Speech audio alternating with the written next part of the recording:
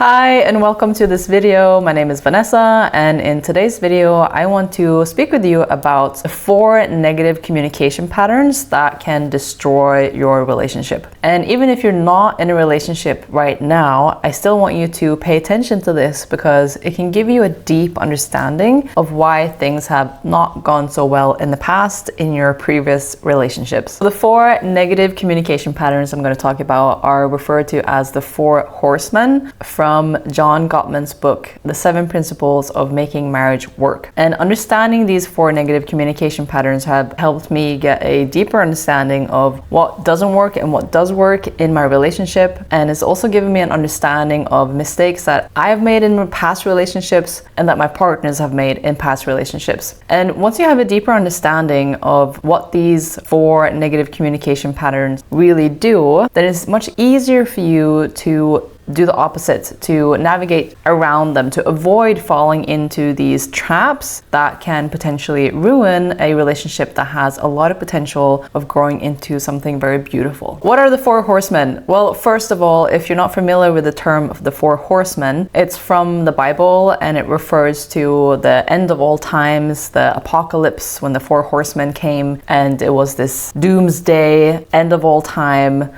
justice upon all era. So it's signaling this death, basically points towards the death of your relationship. If you're noticing that these 4 negative communication patterns are showing up a lot in your relationship, it's really important to identify them and then know what you can do to change these communication patterns around so that you have a chance to save your relationship. Also, a quick note that all of this information is based on extensive research around couples and what makes marriage work, what makes relationship work, that are all in the book, The 7 Principles of Making Marriage Work. So even if you're not looking for marriage, but you want a relationship to work out, I highly recommend that you read it. Let's go into the 4 Horsemen. They are criticism, contempt, defensiveness, and stonewalling. Let's go over each one. Number 1 was criticism. Criticism in the form of very negative criticism, obviously not constructive criticism, and criticism where you are personally attacking your partner. So you're calling them names, you're saying that they're, you're sort of selfish, or you never show up for me, or you always do this. It feels very sort of finger pointery and blamey, and it just attacks the character of the other person. So obviously in a healthy relationship, you want admiration. You want to show your partner that you admire their character, who they are as a person. But if you are criticizing them, attacking their character, attacking who they are as a person, that will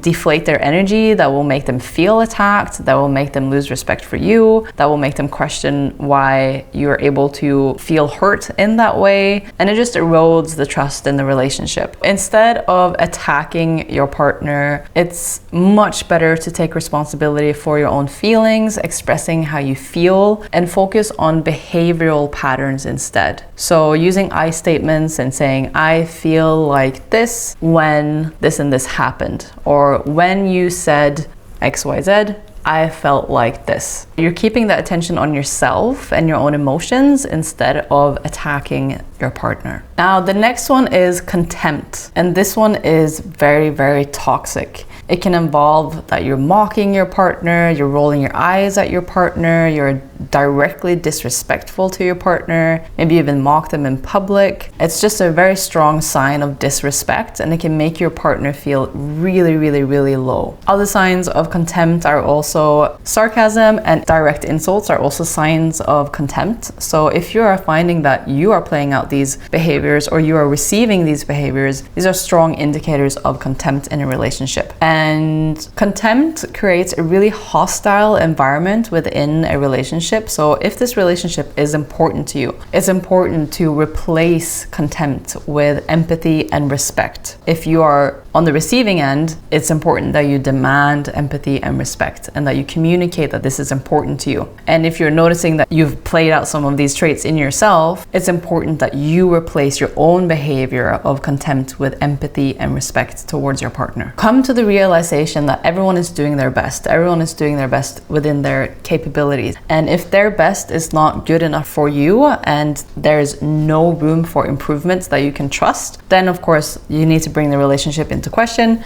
But if you do want this relationship to work, it's very important to replace contempt with empathy and respect. You want to care for your partner. You want to uplift them. You don't want to criticize them and get them down, because that's not going to make them a better person for themselves, and it's not going to make them a better person for you. Number 3 is defensiveness, and this can be quite a common one in relationships. You know, contempt is a bit more like, oh, toxic, and defensiveness can come up a little bit more easily. And even though sometimes it can be a bit innocent, if there's a strong pattern of a lot of defensiveness in a relationship, that is also a sign of one of the 4 horsemen. Because what defensiveness does, it completely blocks the possibility of mutual understanding and coming together and relatability. So if you are experiencing that your partner is very defensive each time you bring up an emotion or a problem that they just want to defend, and a lot of times defensiveness also comes with a counterattack, then it creates this war-like situation where whenever there's a challenge, whenever there's issue in a relationship, which will come in any relationship, there will be challenges, but if there's a defensive energy in each time, that just takes away the opportunity for growth, and it creates more separation. So if you end up in this sort of defensive war-like situation where whenever you bring up a problem or wherever you bring up a concern, you're just met with defensiveness over and over and over again, it goes nowhere. And then you probably have noticed that if you've had this experience before in relationship where you're met with just a lot of defensiveness, you feel deflated and you feel like there's no point bringing up your issues because you're just going to be met with this attack. So if defensiveness is showing up a lot in a relationship, it's important for the person who is being very defensive to realize they're not really under attack. The sole outcome of bringing up a problem is not to attack the person.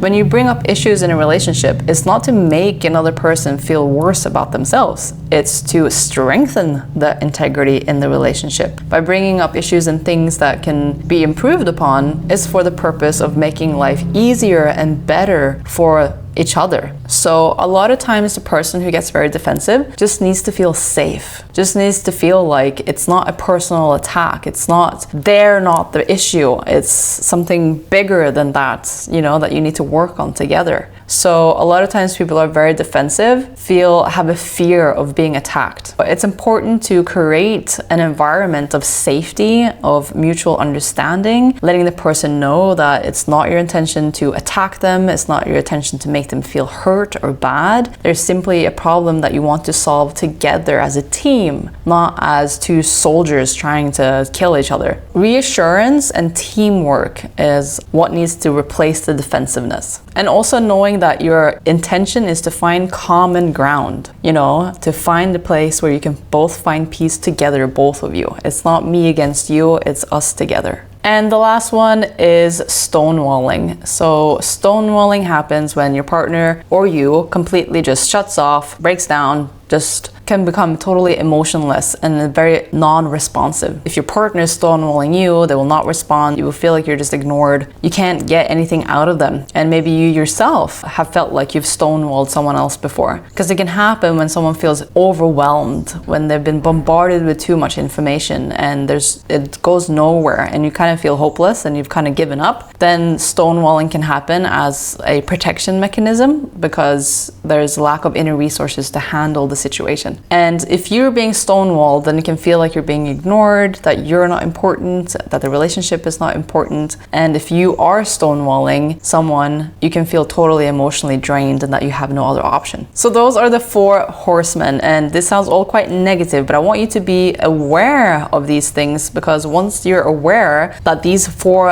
aspects, if they are showing up in your relationship or you've noticed it in your past relationship, it's so much easier to just take responsibility and change it around. If you want your relationship to work, if you want your relationships to be healthy, then you know that if any of these 4 patterns are showing up, that you need to change around. Let's swap over to how you can change things around. Here are 4 ways that you can change it around. Number 1 that I mentioned earlier is using more I statements. You might be aware of this already. It's very common in the dating and relationship world to focus on using I statements. And this is really important. I'm just going to emphasize it because using I statements is less accusational. Using I statements statements is not as blamey. Using I statements makes the other person feel more safe, because when you're using I statements and simply expressing yourself, the other person feels like, oh, it's not really about me. I'm just holding space here for you and your emotions that you are taking responsibility for. So you can set the ground by saying, I have some emotions and I have something that I'm feeling within myself that I am owning and that I want to express to you, and I want to feel safe in expressing my feelings to you. My intention is not to attack you. My intention is not to erode trust in our relationship. I really want to just feel safe in being seen and heard, and maybe even feel vulnerable about this, and that's perfect. Vulnerability and feeling safe and showing vulnerability in a relationship is super important. Use that opportunity to be vulnerable, because a lot of times when we're angry, we're defensive. Underneath all of that is a vulnerable part of us that just wants to be seen. So practice being vulnerable and asking to be held, to be seen in your emotions that you are taking responsibility for. So you can say, I feel insert emotion when this happened, and leave it at that, and allow them to hold that space for you. Number 2 is cultivating mutual respect and emotional support. So if there's a lack of mutual respect and emotional support in your relationship, take initiative to start to cultivate that. And it can be pretty simple. It could be just saying to your partner, hey, I know we've been going through some challenging times, but I want you to know that I really respect you. If you tell your partner on a daily basis that you respect them, they will feel that. And if you say to them and remind them on a daily basis that they are respected, you respect them as a person, they will trust you a lot more. And when they trust you, trust sets the foundation for emotional support, because when you trust each other, you feel more safe to open up. And when you feel safe to open up, you can be vulnerable. And when you can be vulnerable with each other, you create the environment that you need for emotional connection.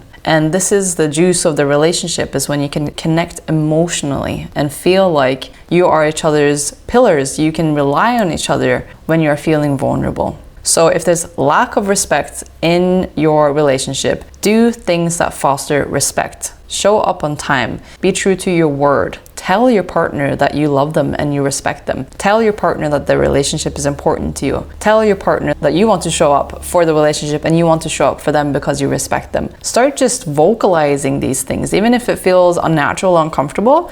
I promise you, when someone say to you, hey, you know what? I really respect you and who you are and what you stand for, it is felt. Don't miss the opportunity expressing that to your partner. Number 3, conflict resolution and repair attempt. In the book, they refer to examples of a lot of couples that are happy, that are thriving. They've found a way to get through conflict together in really healthy ways. They're really good at conflict resolution and repair attempts. So conflict resolution involves finding common ground, active listening, the things that I mentioned earlier, so that you can find a resolution, that you put the solution outside of yourselves, that you put the focus on the relationship and not on yourselves as individuals. And repair attempts are really important when it comes to having gone through conflict. So if you've been through conflict with your partner and maybe you feel a bit raw and you feel a bit tender and there's been a bit of separation, repair attempts are really important. So repair attempts can look like a lot of different things depending on your relationship, but it's usually something that connects you together. So repair attempts can be that you have a nice meal together. Repair attempt can be that you snuggle for half an hour and just build that physical intimacy back again. A repair attempt can be that you give a little gift to your partner after a conflict, or you give them a flower or something that signals that you care about them and that you're grateful that you managed to get through this conflict together. Repair attempts are just signs and signals, physical, emotional, mental, in any way that feels comfortable to you, that you care about the person, you care about the relationship, and you're willing to do what it takes to get through challenges together because it's worth it. And number 4 is remembering to nurture your friendship. So a lot of times in romantic relationships, it can feel like, it's just physical intimacy and doing romantic things. But remember that you're also best friends. Do things that are fun. Go out and laugh together. Play games. Do something silly so that you can nurture your friendship, because ultimately a romantic relationship within it also contains a friendship. Those were the 4 horsemen, and those were the 4 things that you can do about the 4 horsemen. And if you're in a relationship and you're noticing any of these patterns, start to implement these things immediately. And let me know in the comments how that goes for you. I really love hearing from you, and I want to just help you improve your relationships. And if you're not in a relationship, let me know if you've had some insights of your past relationships where you realized like maybe, oh, I did that, or maybe your partner did something like that and you had a little aha moment. The more we share together, the more we grow together. So feel free to drop your comments below. I read them all and I love hearing from you. So if this was helpful, do all the things, click and subscribe and like all of that. It really helps me to continue, and I will see you in the next video.